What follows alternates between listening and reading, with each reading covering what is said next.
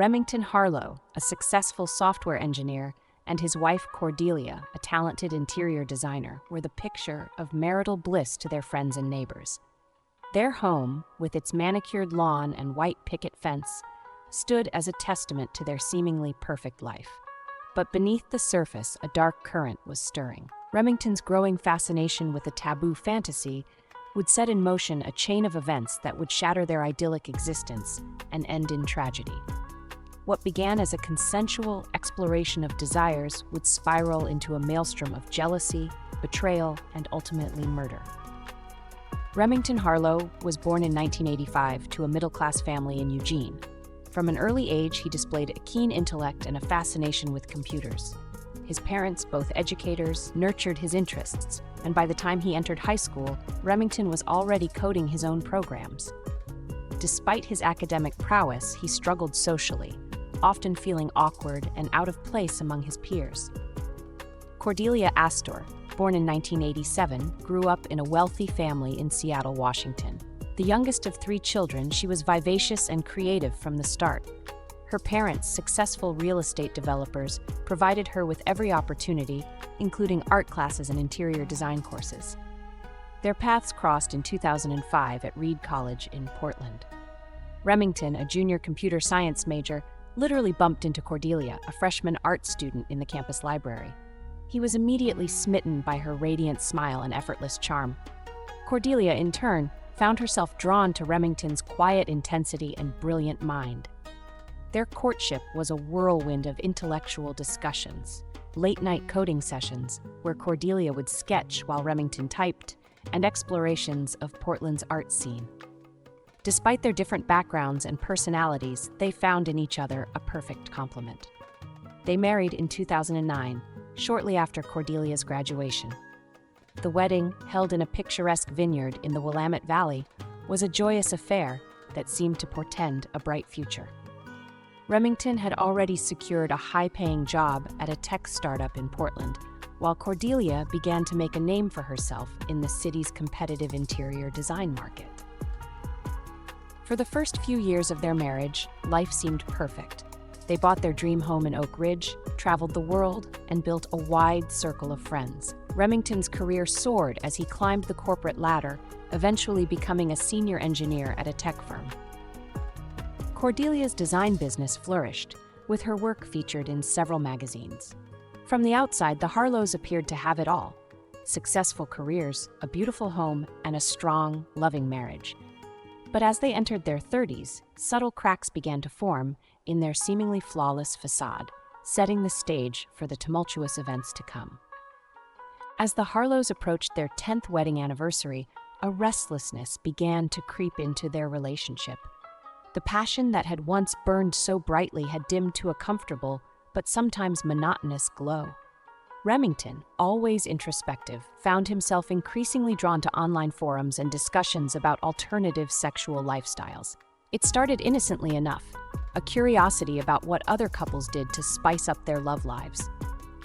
But as Remington delved deeper into these virtual communities, he became particularly fascinated by the concept of cuckolding. The idea of watching his wife with another man, of being a voyeur to her pleasure, awakened something within him. At first, Remington kept these thoughts to himself, ashamed and confused by the intensity of his desires. He would stay up late, ostensibly working, but in reality, he was consuming every piece of cuckold-related content he could find. Cordelia, perceptive as ever, sensed the change in her husband.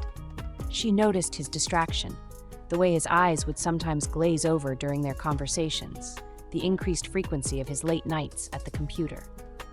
Concerned, she gently probed, asking if everything was all right, if work was becoming too stressful. Finally, after weeks of internal struggle, Remington decided to broach the subject with Cordelia. One evening, over a bottle of wine, he haltingly confessed his newfound interest. He spoke of his desires, his curiosity about exploring this fantasy, all the while watching Cordelia's face for signs of disgust or rejection. To his surprise and relief, Cordelia didn't recoil. Instead, she listened with an open mind, asking thoughtful questions about what exactly appealed to him about this scenario. While she expressed initial reservations, she also admitted to a certain intrigue. The idea of being desired by another man, of being the center of attention, held its own allure. This conversation marked a turning point in their marriage. What had been a private fantasy for Remington was now out in the open, a possibility to be explored together. Neither of them could have predicted the profound impact this revelation would have on their lives, or the dangerous path it would ultimately lead them down. The Harlows' foray into the world of cuckolding began cautiously. They set ground rules, discussed boundaries, and agreed to take things slowly. But finding the right person to introduce into their marriage proved challenging. They wanted someone attractive and charismatic, but also discreet and respectful of their arrangement. Enter Thaddeus Blackwood. Cordelia met him at a charity art auction in downtown Portland. Tall with piercing green eyes, Thaddeus exuded a magnetic charm that drew people to him. As the owner of a successful art gallery, he moved effortlessly through Portland's cultural elite, his wit and knowledge making him the center of attention at any gathering. Cordelia was immediately drawn to Thaddeus's sophisticated aura. They spent the evening in animated conversation about emerging artists and the latest trends in interior design. When Thaddeus casually mentioned being unattached and open to new experiences, Cordelia felt a spark of excitement. She relayed her encounter to Remington that night, watching his eyes light up as she described Thaddeus. They agreed that he might be the perfect candidate for their exploration. Remington encouraged Cordelia to nurture the connection, his excitement palpable.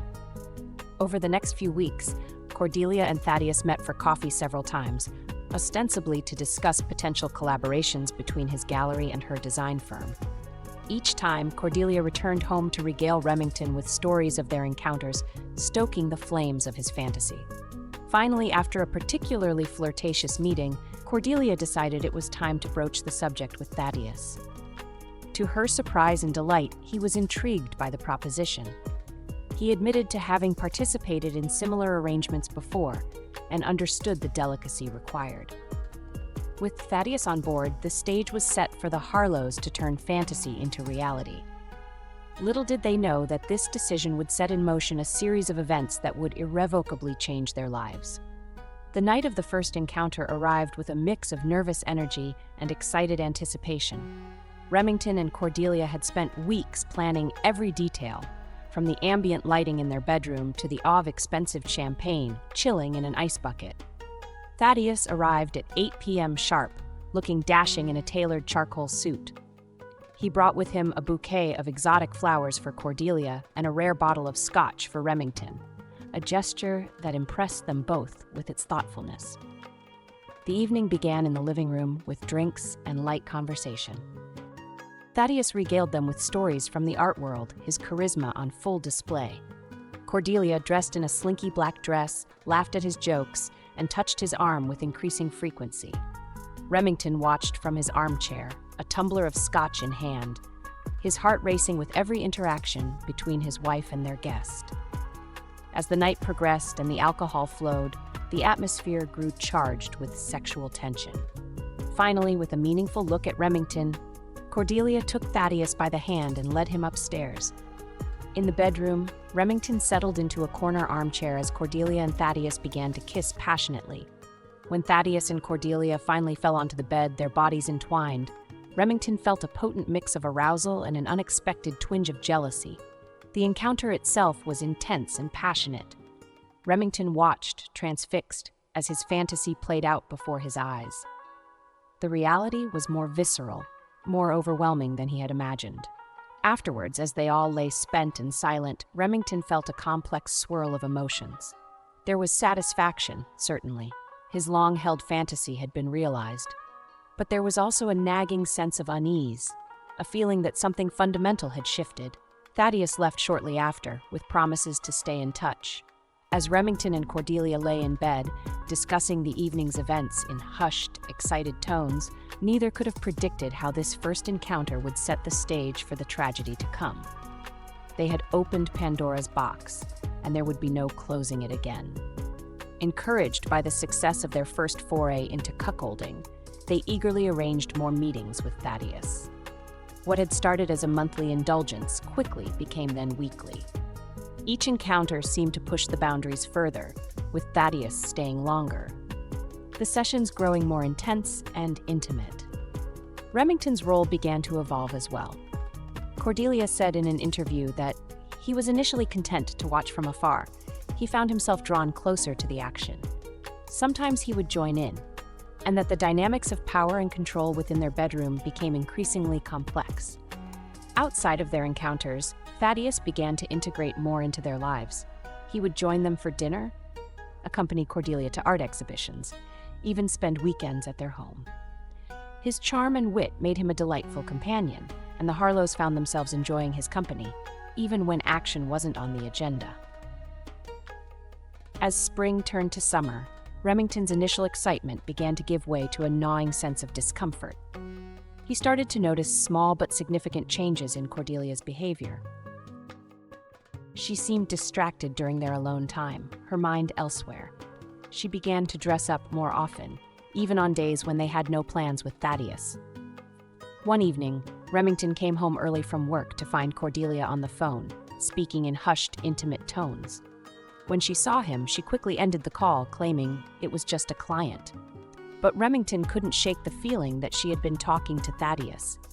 In bed, Cordelia's passion seemed to have cooled. She was still enthusiastic during their encounters with Thaddeus. But alone with Remington, she often seemed tired or disinterested. Remington found himself initiating sex more often, only to be gently rebuffed. Remington tried to reassert control over the situation. He suggested taking a break from their arrangement, perhaps going on a vacation, just the two of them. But Cordelia seemed reluctant, always finding reasons to delay or change the subject. His work began to suffer as he spent hours analyzing every interaction, every text message, every glance between Cordelia and Thaddeus. He started checking Cordelia's phone when she wasn't looking, scrutinizing her social media activity, even contemplating following her when she went out alone. Remington knew he was spiraling, but he felt powerless to stop it.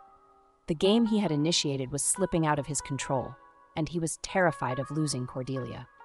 As his anxiety grew, so did his determination to put an end to the situation he had created by any means necessary. The breaking point came on a warm July evening. Remington had planned a romantic dinner at home, hoping to reconnect with Cordelia and discuss his growing concerns. He had left work early, bought her favorite wine, and spent hours preparing an elaborate meal. But as the sun began to set and the candles burned low, Cordelia was nowhere to be seen. Her phone went straight to voicemail. Hours ticked by, the carefully prepared food growing cold on the table. When she finally stumbled in shortly before midnight, her hair disheveled and lipstick smudged, Remington's worst fears seemed confirmed. The argument that ensued was explosive. Remington, his emotions amplified by alcohol and hours of anxious waiting, unleashed all the fears and suspicions he'd been harboring. He accused Cordelia of falling in love with Thaddeus, of making a fool of him, of destroying their marriage. Cordelia, caught off guard and defensive, initially tried to deflect. She claimed she'd lost track of time at a client meeting, that her phone had died. But faced with Remington's relentless questioning and the evidence of her appearance, she finally broke down and admitted she had been with Thaddeus.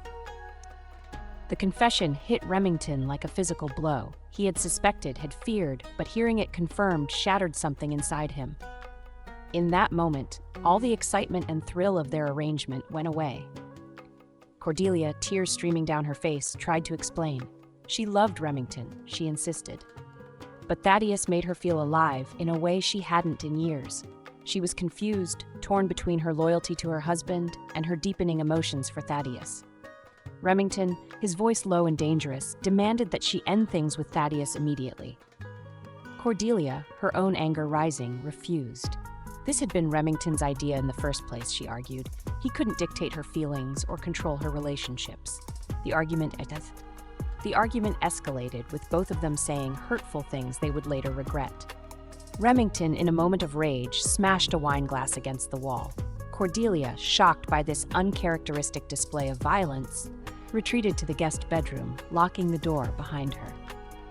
Remington spent the night on the couch, his mind racing, unable to sleep. In the days following their confrontation, a chilling calm settled over the Harlow household.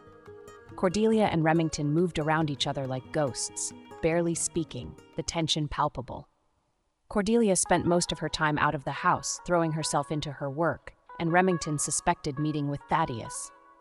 Remington, for his part, retreated into a dark place within himself. He called in sick to work, spending his days in a haze of alcohol and paranoid thoughts. He scoured Cordelia's computer and phone for evidence of her relationship with Thaddeus, meticulously backing every text, every call, every unexplained absence. Remington began to fantasize about confronting Thaddeus, about making him pay for destroying his marriage. At first, these were just harmless daydreams, a way to vent his frustration. But as the days wore on and Cordelia grew more distant, these fantasies took on a darker, more violent tone. One afternoon, while Cordelia was at a client meeting, Remington found himself in their garage holding the heavy wrench he used for home repairs.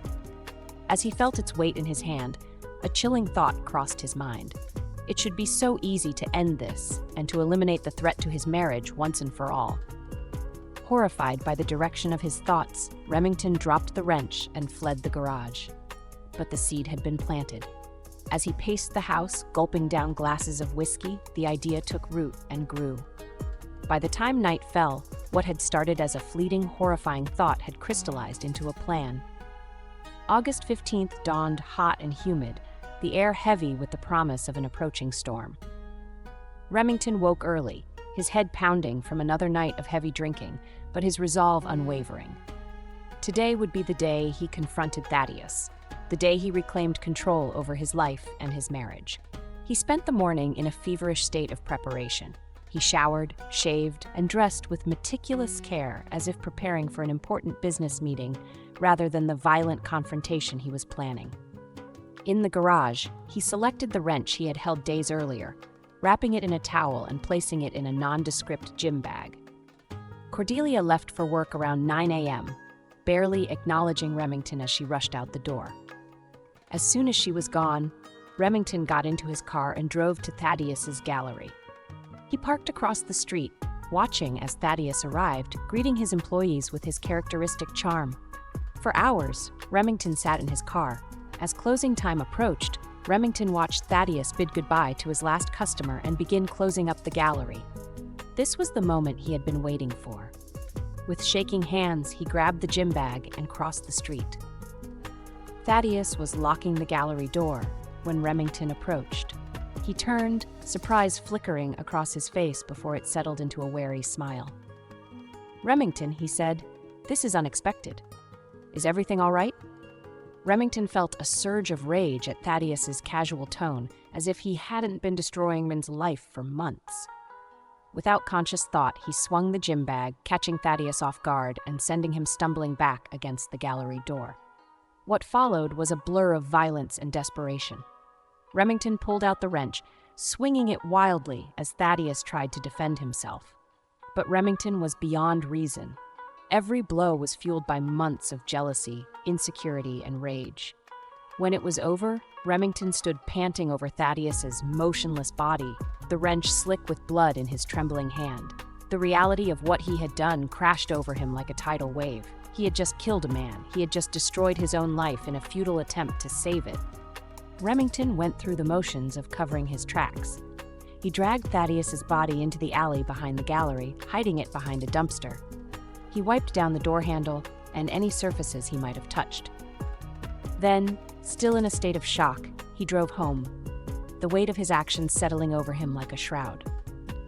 The storm that had been threatening all day finally broke as Remington pulled into his driveway, the rain washing away the blood on his hands, but doing nothing to cleanse his conscience. The hours following the murder passed in a nightmarish blur for Remington. He stumbled into the house, barely making it to the bathroom before violently emptying the contents of his stomach. As the adrenaline wore off, the full impact of his actions hit him. He had killed a man. He was a murderer. Operating on autopilot, Remington set about destroying evidence. He burned his clothes in the backyard fire pit, scrubbed the car clean, and took a shower. When Cordelia came home, Remington had composed himself enough to feign normalcy. He greeted her with forced cheerfulness, suggesting they order takeout and watch a movie. As they sat on the couch, the TV flickering unwatched, Remington's mind erased. He knew it was only a matter of time before Thaddeus's body was discovered. He needed an alibi, a story to tell when the inevitable questions came. He casually mentioned to Cordelia that he had spent the day at home catching up on work and doing some yard work. He even showed her a small cut on his hand, claiming he had nicked himself while pruning the rose bushes, a cut that had actually come from his struggle with Thaddeus. 2 days after the murder, the news broke. Thaddeus Blackwood, prominent art dealer and fixture of Portland's cultural scene, had been found dead behind his shop. The police were treating it as a homicide. Remington learned of the discovery while at work, overhearing colleagues discussing the shocking news. He felt the blood drain from his face, his hands shaking so badly he had to excuse himself to the restroom. The investigation moved quickly. Detective Eliana Rossi, a veteran of the Police Bureau's Homicide Division, took charge of the case. She and her team combed through Thaddeus's life, interviewing friends, family, and business associates. It didn't take long for them to uncover Thaddeus's relationship with the Harlows. Cordelia, devastated by the news of Thaddeus's death, initially tried to downplay their connection, but faced with evidence from Thaddeus's phone records and witness accounts, she eventually admitted to their affair. When the police came to interview Remington, he was prepared. He expressed shock and sadness at Thaddeus's death, acknowledging that while their arrangement had been unconventional, he had considered Thaddeus a friend. He calmly recounted his movements on the day of the murder, his story aligning perfectly with what he had told Cordelia. Detective Rossi, however, sensed something off about Remington's demeanor. His calm seemed forced, his grief a touch too performative. She made a mental note to dig deeper into his background and movements. As the investigation progressed, the police began to piece together a timeline of Thaddeus's last day. Security footage from nearby businesses showed him entering the gallery in the morning, but never leaving. His last phone call had been to Cordelia, ending abruptly around closing time. The net was slowly closing around Remington. As the days turned into weeks, Cordelia's grief over Thaddeus's death deepened. She threw herself into her work, often staying late at the office, avoiding the stilted silences that now characterized her home life with Remington. At first, Remington's attentiveness in the wake of the tragedy had touched her. He seemed genuinely concerned for her well-being, always ready with a comforting word or a shoulder to cry on. But as time passed, she began to notice inconsistencies in his behavior. Cordelia found herself revisiting the events leading up to Thaddeus's death. She remembered Remington's jealousy, his desperate pleas for her to end the affair. The more she thought about it, the more a terrible suspicion began to take root in her mind. She started paying closer attention to Remington's actions, noting when he left the house, checking his browser history when he wasn't around. She even considered hiring a private investigator, but couldn't bring herself to take that final step. As her suspicions grew, so did her fear. If Remington was capable of what she was beginning to suspect, what else might he be capable of? For the first time in their marriage, Cordelia found herself afraid of her husband, unsure of the man she had promised to love for better or worse. The breakthrough in the case came from an unexpected source. A homeless man, known to frequent the alley behind Thaddeus's gallery, came forward with information. He claimed to have seen a man matching Remington's description entering the alley on the night of the murder, carrying a gym bag. This new lead energized the investigation. Detective Rossi and her team began to scrutinize Remington's movements more closely. They discovered traffic camera footage that contradicted his alibi, showing his car near the gallery around the time of the murder. As the evidence mounted, Remington's behavior became increasingly erratic. He started drinking heavily, snapping at colleagues, and becoming paranoid about being followed. Cordelia, her own suspicions now seeming confirmed, began to distance herself from him, staying with a friend under the guise of needing space to grieve. The final piece of the puzzle fell into place when the police, armed with a search warrant, found small traces of blood in Remington's car that matched Thaddeus's DNA. They also discovered the murder weapon, the blood-stained wrench that Remington had hidden in the attic, unable to bring himself to dispose of it completely. On a rainy September morning, nearly a month after Thaddeus's death, Detective Rossi arrived at the Harlow residence with a team of officers. They found Remington sitting in the living room, a half-empty bottle of whiskey beside him. As the detective read him his rights, Remington offered no resistance. In that moment, he felt an odd sense of relief. The game was over. The lies, the fear, the constant vigilance. It could all stop now. Remington Harlow's trial was brief but sensational. He pleaded guilty to second-degree murder, his confession a rambling account of jealousy, fantasy, and fatal obsession. He was sentenced to 25 years to life in prison. Cordelia, shattered by the revelation of her husband's actions, filed for divorce shortly after his arrest. She sold their house, unable to live with the memories it held, and moved out of state to start a new life.